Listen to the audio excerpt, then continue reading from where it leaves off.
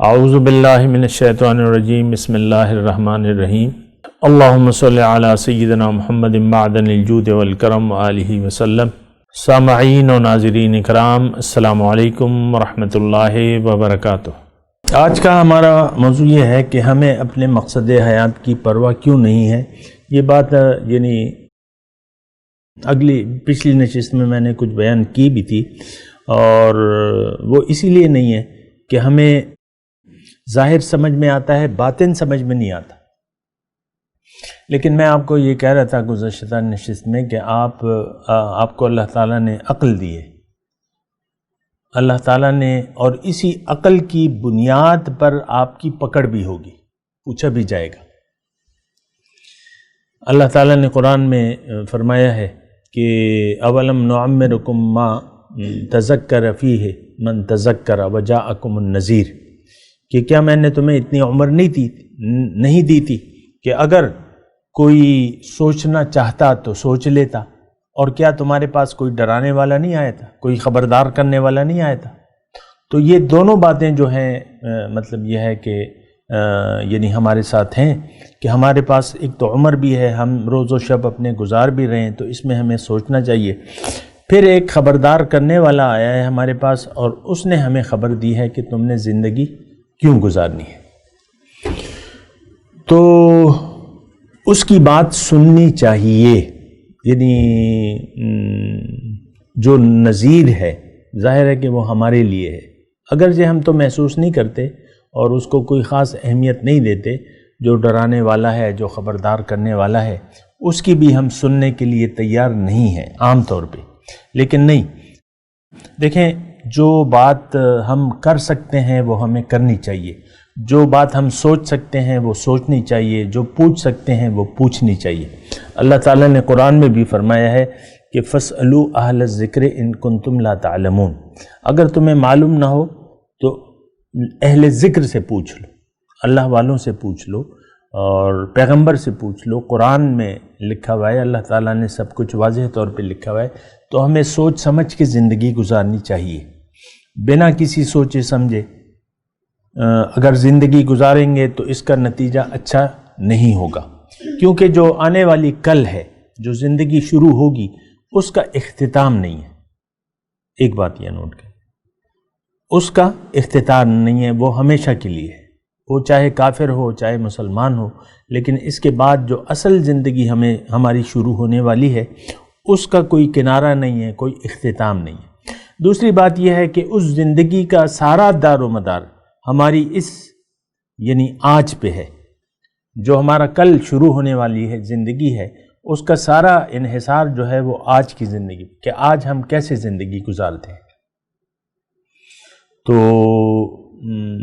اگر ہم سوچ اور سمجھ سے کام نہ لیں، قرآن پاک میں ایک آیت ہے سورہ ملک کی، وہ دوزخیوں کو جب دوزخ کے کنارے کھڑا کیا جائے گا تو وہ ایک افسوس کریں گے، وہ کہیں گے وَقَالُوا لَوْ كُنَّا نَسْمَعُ أَوْ نَعْقِلُ مَا كُنَّا فِي أَصْحَابِ السَّعِيرِ، کاش ہم کسی کی بات سن لیتے یا عقل سے کام لیتے تو آج ہم دوزخ میں نہ ہوتے۔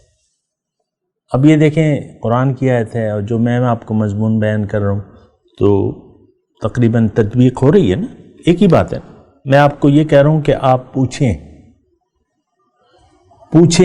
سنیں اور عقل سے کام لیں، بنا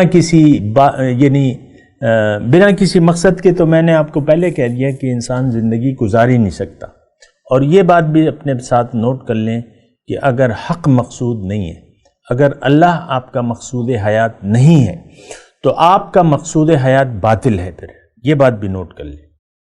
اکثر یہ ہوتا ہے، ہم خوش فہمی میں زندگی گزارتے رہتے، خوش فہمی میں کہ دیکھو ہم تو درس میں جا رہے ہیں، ہم تو درس بھی سن رہے ہیں، دیکھو ہم چندے بھی دے رہے ہیں اور کچھ خدمت بھی کر رہے ہیں۔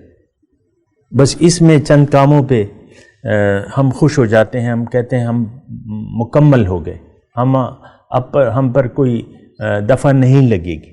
نہیں، ایسی بات نہیں ہے۔ چند کام کر لینے سے انسان جو ہے وہ منزل کو نہیں پا سکتا۔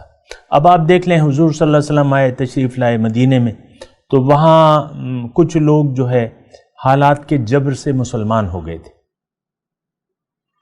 بنا کسی مقصد کے، بنا اللہ کو منزل بنائے مسلمان ہو گئے تھے۔ اور وہ آپ دیکھ لیں غزوہ احد کے میدان میں 1000 جب نکلے حضور صلی اللہ علیہ وسلم تو 1000 تھے، جب عین لڑائی کا وقت آیا تو 300 مسلمان جو ہے وہ واپس چلے گئے،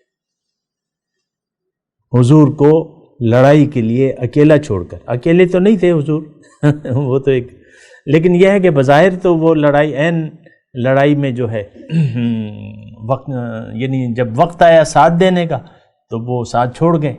اب یہ دیکھیں تو چند کام، اب وہ جو 300 لوگ تھے یہ باقاعدہ نمازی تھے،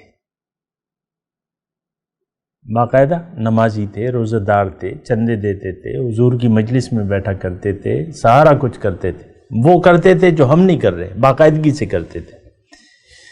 تو لیکن وہ چونکہ مقصود کا تعین نہیں کیا تھا انہوں نے زندگی کا، جب تعین آپ نہ کریں مقصود کا تو آپ باطل کے لیے زندگی گزار رہے ہیں، یہ بات ذرا نوٹ کر لیں، یہ میں اس پہ تھوڑا سا زور دے رہا ہوں، کوئی سوال ہو تو آپ پوچھ سکتے ہیں۔ بنا کسی مقصد کے انسان جی نہیں سکتا۔ پاگل خانے میں جو لوگ ہیں نا، وہ بھی جو بھی کام کر رہے ہیں ان کے ذہن میں بھی کچھ نہ کچھ ہوگا، یعنی میں اتنا آپ کو کہہ رہا ہوں، جو بے وقوف لوگ ہیں، جو پاگل لوگ ہیں، جو پاگل خانے میں ہیں، وہ بھی کسی نہ کسی جو حرکات اور سکنات کر رہے ہیں ان کا بھی کوئی مقصد ہوتا ہے۔ بے ہوشی میں تو کوئی انسان ہاتھ پاؤں نہیں چلاتا، نہ باتیں کرتا ہے۔ انسان اگر سویا ہے تو یہ بات کر سکتا ہے، سن سکتا ہے، کچھ کام نہیں کر سکتا۔ تو جو میں آپ کو یہ بات کہہ رہا ہوں کہ آپ اس مغالطے میں نہ رہیں کہ ہم کسی حق مقصود کے لیے جی رہے ہیں۔ اگر حق آپ کا مقصود نہیں ہے، اور حق کون ہے؟ اللہ کے لیے اگر آپ کی زندگی خاص نہیں ہے اور آپ کی نیت خالص نہیں ہے تو آپ کی نیت باطل کے لیے ہے، یہ بات نوٹ کر لیں، یہی میں آپ کو کہنا چاہتا ہوں۔ تو اس ساری بات چیت کا یہ مقصد ہرگز نہیں ہے کہ میں کسی پر انگلی اٹھاؤں یا کسی پر الزام لگاؤں، لیکن مقصد یہ ہے کہ ہم اللہ کی طرف لوٹ آئیں، اپنا رخ اللہ کی طرف پھیر لیں۔ وَأَنِيبُوا إِلَىٰ رَبِّكُمْ، اپنے رب کی طرف تم رجوع کر لو۔ إِلَّا مَن تَابَ وَآمَنَ وَعَمِلَ صَالِحًا۔ اب یہ ہے کہ طریقہ کار کیا ہے کہ استغفار ہے سب سے پہلے۔